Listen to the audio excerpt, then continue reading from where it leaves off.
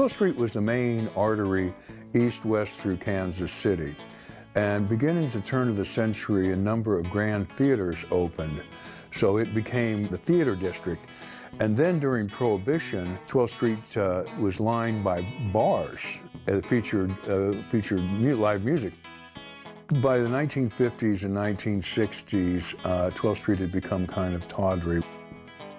I remember as a little child going to downtown Kansas City with my mother. We walked past what was then the burlesque. It was striptease. It was embarrassing to even be on the block 50 years ago. It remained vibrant throughout the 50s and 60s, but it was kind of a pale shade of its glory days back in the 1920s through the 1940s. It was entertainment of every kind. I mean, there was the burlesque, there was the toy store, there was drugstore, all within yelling distance of 12th Street. There was a lot of prostitution on 12th Street, particularly during the 50s and 60s. 12th Street was like the Las Vegas of its day. The clubs, as you move east, became a little smaller, but they were also places where the races mixed. They were exposed to other races and also other social economic groups and other people of different sexual persuasion too. Like the Reno Club, for example, they had African Americans could go in there as well as whites, and there was no segregation there.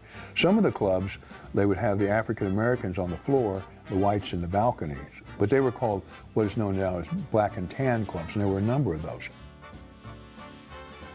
Drag shows were always part of the entertainment on 12th Street. They would have these female impersonators, is what they were called in those days.